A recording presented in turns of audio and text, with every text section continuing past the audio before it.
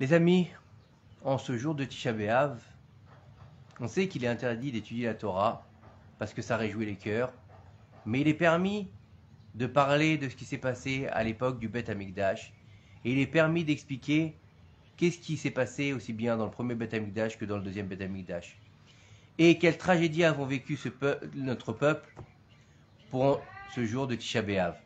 Il faut savoir que le premier temple a été détruit par Nebuzaradan, qui a été l'officier de Nebuchadnezzar, donc sous le règne de Babel. Et le deuxième temple a été détruit par Titus, sous le règne de Rome.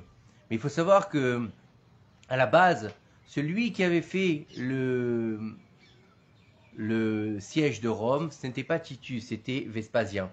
Vespasien a fait le siège de Rome pendant plusieurs années. Mais il faut savoir que Rabbi Yochanan ben Zakkai a été le voir et lui a dit « Ça y est, tu as été nommé empereur. Et s'il te plaît, je te demande de laisser la ville de Yavne. Je te demande que cette ville de Yavne soit laissée tranquille et que la Torah puisse rester encore à Yavne. » C'est ce qui s'est passé.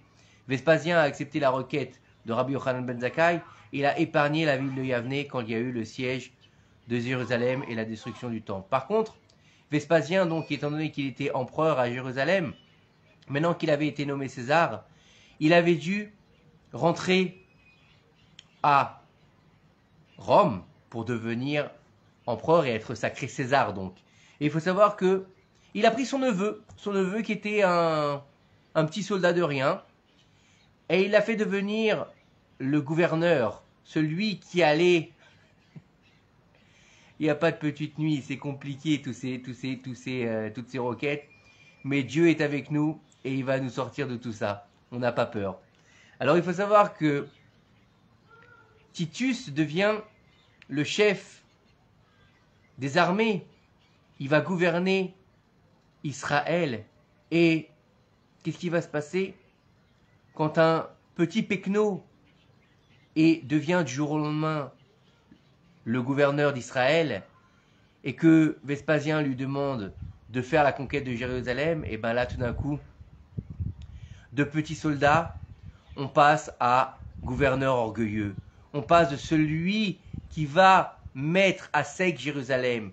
Bien sûr, hier j'ai entendu sur Torah Box qu'il y avait dans l'armée romaine des généraux juifs, et un des généraux juifs, il a aidé à la destruction du temple, parce que nos sages nous disent que personne ne peut faire de mal aux enfants d'Israël si ce n'est les Bnei Israël eux-mêmes. C'est très grave. Je vous invite à voir ce cours du Rav Mordechai Bitton sur Torah Box. Il explique là-bas qui était ce général juif qui a vécu à Alexandrie à cette époque.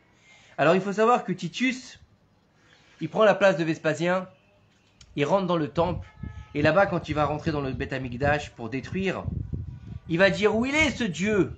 Où il est ce Dieu qui va les garder? Et là-bas, il a commencé à faire beaucoup de saleté, beaucoup de débauche, il a fait beaucoup de choses pour enlever la sainteté de l'endroit. Et qu'est-ce qu'il a fait? Il a dit personne ne peut me battre. Moi, je suis dans la maison du roi et personne ne peut me battre. Qu'est-ce qu'il a fait? Il a pris la parochette qui faisait. Donc Titus, c'est le deuxième temple, qu'on soit bien clair. C'est pas le premier temple. Titus, Rome, c'est le deuxième temple. Donc là-bas où il y a déjà il n'y avait plus d'arche divin. Dans le deuxième temple, il n'y avait pas le Kodesh HaKodashim, il n'y avait pas de l'arche d'alliance où se trouvaient les tables de la loi et le rouleau de la Torah de Moshe Rabbeinu et la manne d'Aaron. Là-bas, il n'y en avait pas dans le deuxième temple. Mais il y avait quand même une Kedusha particulière. Il a saisi la parochette, il a coupé avec son épée. Et là, il y a eu un miracle qui s'est produit. Pour le faire continuer dans son délire qu'il avait réussi à détruire Akadosh Baruch Hu, Dieu a fait en sorte que la parochette se mette à saigner. Et donc, lorsque la parochette s'est mise à saigner, Titus, encore plus, il est rentré dans son délire et il a pensé en fait que il avait tué Dieu. Il avait pensé qu'il avait réussi à mettre à mort le Dieu d'Israël. Il a pris la parochette, dedans il a mis des ustensiles du Beth Amikdash, et il est sorti en arborant fièrement son butin. Et bien sûr, il a décidé de revenir à Rome. Et quand il est rentré sur Rome, avec des prisonniers, avec les ustensiles de Beth Amikdash, avec beaucoup de choses, une tempête, elle s'est levée. Et là, Titus, il a dit, avec orgueil et arrogance, « Ah, je comprends bien. Le Dieu d'Israël, en fait, il a que de force. Où? Dans les eaux. C'est le Dieu des eaux, c'est Poséidon, quoi, c'est tout celui-là. Il a rien de plus que Poséidon. Qu'est-ce qu'il a fait? Pharaon, il l'a noyé dans les eaux. Il a ensuite noyé l'armée de Sisra. Et il a fait le déluge. Mais moi, quand j'étais à sa maison, il m'a rien fait. Il a attendu que je sois sur les flots pour pouvoir me noyer. C'est parce qu'il a eu peur de m'affronter dans sa maison. Et si c'est un Dieu puissant qui vienne m'affronter sur la terre ferme, il a dit. Une voix céleste, elle déclara, mécréant, fils de mécréant. Il y a une infime créature dans ma création que j'ai créée, et c'est par elle que je vais te faire périr. Cette petite créature, c'est un cauchemar. Pour beaucoup d'entre nous, quand il fait chaud, elle s'appelle le moustique. Et il a dit à un moustique, attends qu'il accoste sur la terre ferme, et là-bas tu lui livreras bataille à Titus. Titus, gonflé par l'orgueil, préparé à aller se dire à Vespasien qu'il a enfin fait tomber Jérusalem alors que lui-même a attendu 3 ans, il va organiser un défilé. Dans ce défilé, qu'est-ce qu'il va faire? Il va faire venir 700 jeunes garçons qu'il avait amenés comme prisonniers de guerre, et il va les faire marcher en défilé, enchaînés devant une foule en délire. Et pieds et mains liés, ils furent exhibiés devant le peuple romain en liesse.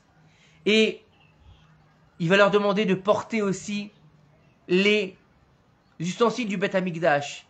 Il va faire défiler non seulement son trésor de guerre en hommes, mais aussi en objets. Il va demander à ces jeunes gens de porter les trésors du Beth Amikdash. Il va graver cela dans la pierre en faisant construire ce qu'on appelle aujourd'hui encore l'arche de Titus, qui est visible à Rome, à côté du Colisée. Une arche où on voit là-bas des hommes qui sont comme en train de défiler avec dans leurs mains en train de porter des ustensiles ainsi que la menorah du Beth Amikdash. Alors attention, nos sages nous disent que c'est pas la vraie menorah, c'est pas celle-là qui a été prise par Titus, parce qu'il faut savoir que dans le Beth Amikdash, il y avait, c'est vrai, la menorah que le Kohen Gadol allumait, mais il y avait aussi 12 autres menorahs qui étaient allumées dans le Beth Amikdash. Et nos sages nous disent que c'est une réplique, c'est pas la vraie. Après, il y a plusieurs ignan de dire est-ce que c'était celle-là ou pas celle-là, parce que selon certaines déotes, la menorah, elle est ronde comme on peut le voir sur l'arche de Titus, et dans d'autres, elle est rectangulaire, elle est triangulaire, et donc c'est peut-être pas la même. Alors on n'en sait rien exactement, mais en tout cas, l'arche de Titus a gravé pour Titus sa victoire sur le peuple d'Israël. Et il les a fait passer sous cette arche, et en gravant là-bas, Yehuda est tombé. C'est qui Yehuda? C'est les Yehudim, les Juifs, ils sont tombés. Puisque le Yehuda, le Yehudi, c'est celui qui a en son nom le nom de Dieu. Donc j'ai fait tomber le Dieu d'Israël. Le Yudke Vavke, les Yehudim, c'est Yudke Vavke avec un dalet au milieu. Donc j'ai fait tomber les Juifs et j'ai aussi fait tomber leur roi et leur Dieu. Donc je suis vraiment là je suis devenu le plus fort, le plus grand chef, qui est capable en fait d'avoir tué le Dieu d'Israël et d'avoir exilé les Bnei Israël à Rome et d'avoir détruit le second Beth Amikdash. Il est gonflé d'un orgueil extraordinaire. Il se prend pour Dieu en fait, Titus. Et à tel point que, savoir que lorsque le rabbin, des centaines d'années plus tard, le rabbin de Rome, lorsque la déclaration d'Israël aura lieu, qu'est-ce qu'il fera? Il fera passer les Juifs de Rome par l'arche de Titus.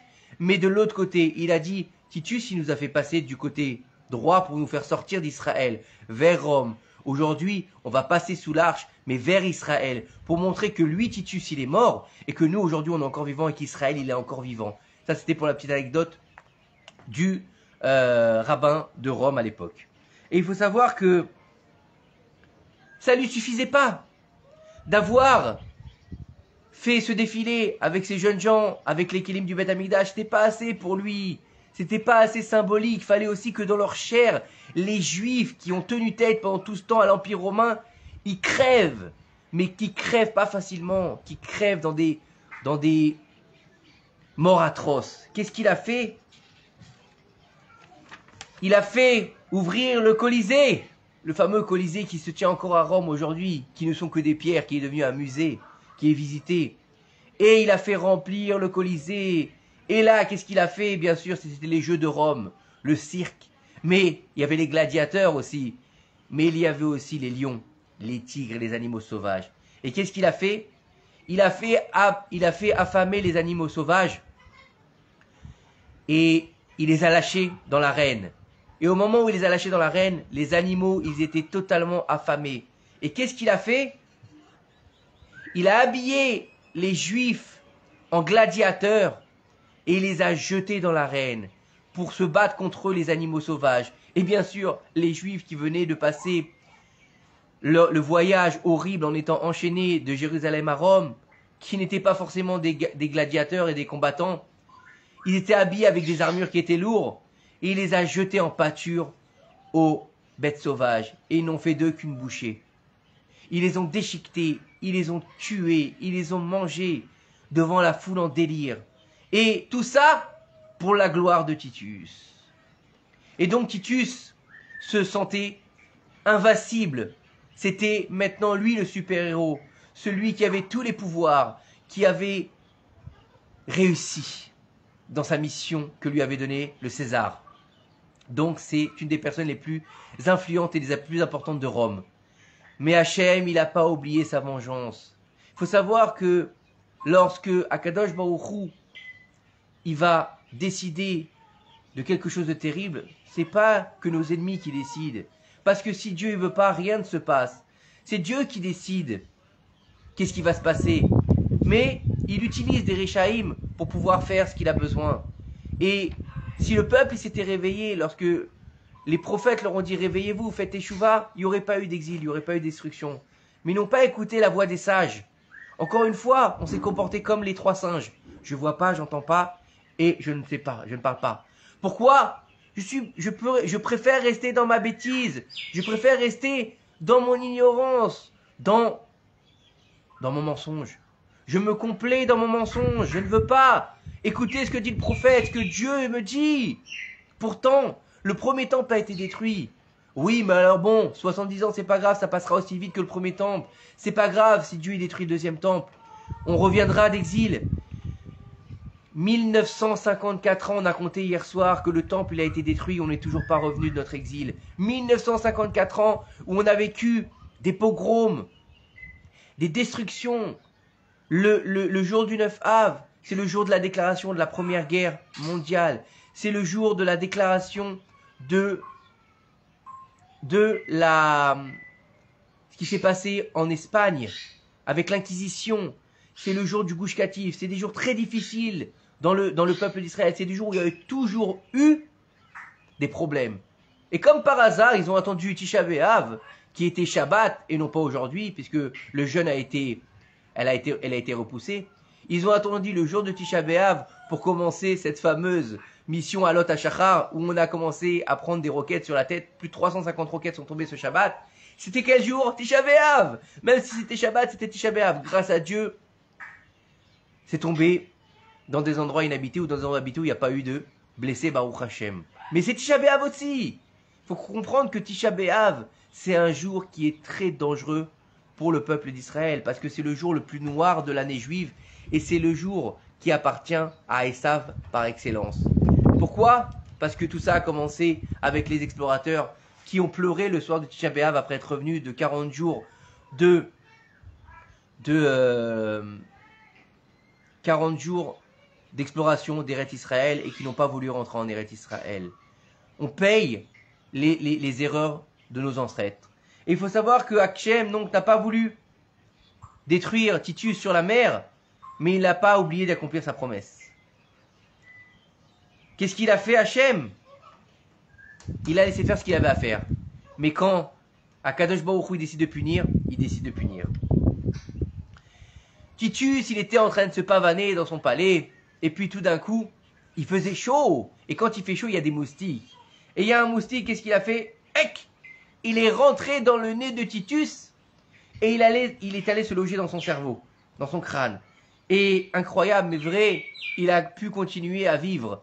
Et il tapait contre son crâne à chaque fois, comme il lui faisait, il y a quelqu'un. Et ça lui faisait à Titus des maux de tête incroyables, à tel point qu'il en devenait fou. Et un jour, ça a duré pendant 7 ans. 7 ans que le moustique, il tape derrière le crâne de Titus. Et Titus, il n'en peut plus. Titus, il va devenir fou par ce moustique qui lui tape au fond de son cerveau. Et il peut rien faire. Comment aller chercher un moustique, il sait même pas où il est. Un jour, il passe devant l'entrepôt d'un forgeron. Et tout d'un coup, le moustique, il s'arrête de taper. Wouh! Apparemment, les coups de marteau, les coups sur l'enclume, elles ont figé ce fameux moustique. Et qu'est-ce qu'il a dit?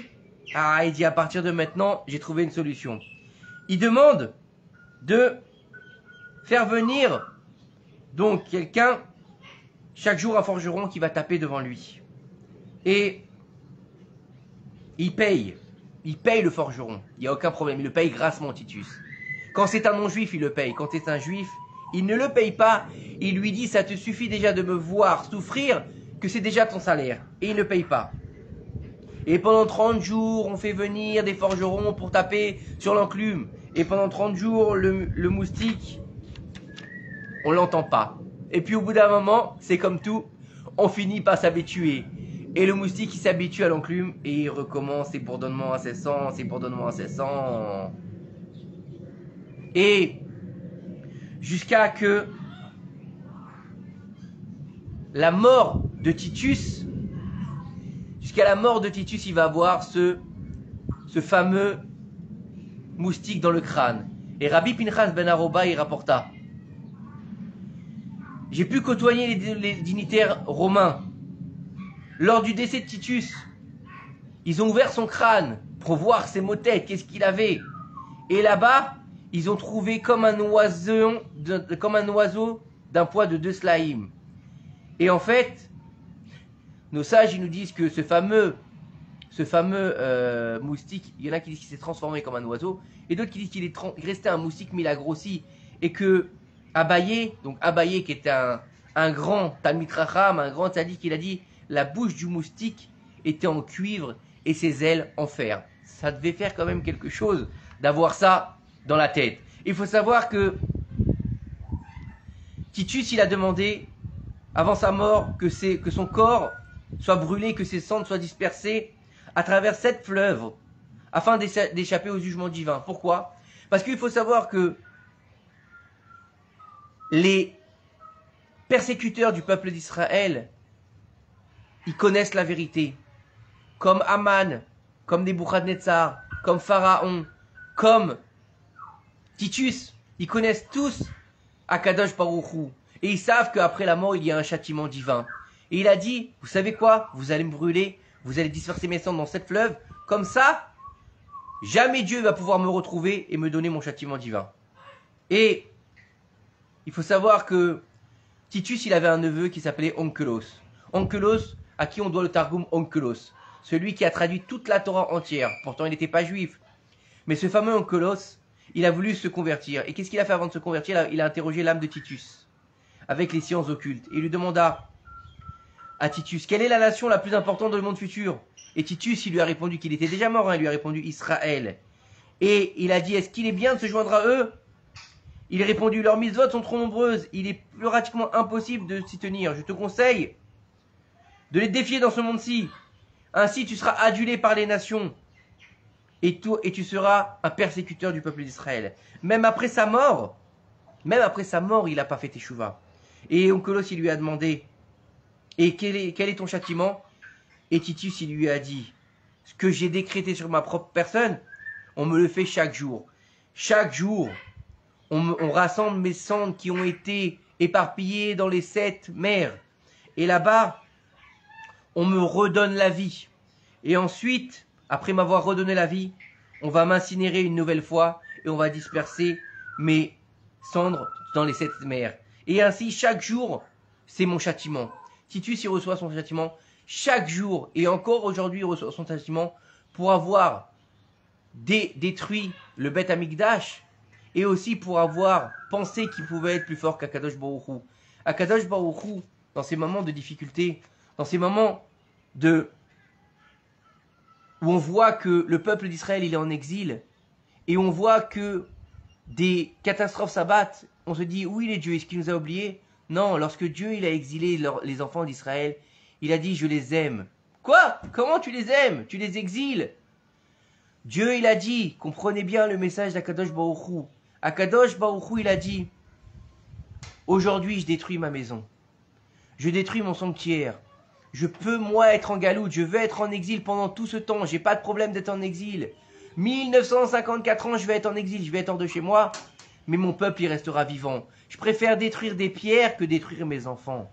Je préfère détruire ma propre maison, mais que mes enfants continuent à vivre. Oui, ils vont souffrir parce que c'est une punition. Ils ont besoin de passer par une étape pour comprendre ce qu'ils ont fait. C'est comme un père qui va s'engueuler avec son fils et qui va le sortir de la maison. Il ne sort pas forcément parce qu'il n'aime pas. Il le sort pour s'éloigner un peu de lui, pour que sa colère, elle se calme. Et c'est ce qui s'est passé avec Akadosh Baruch Hu.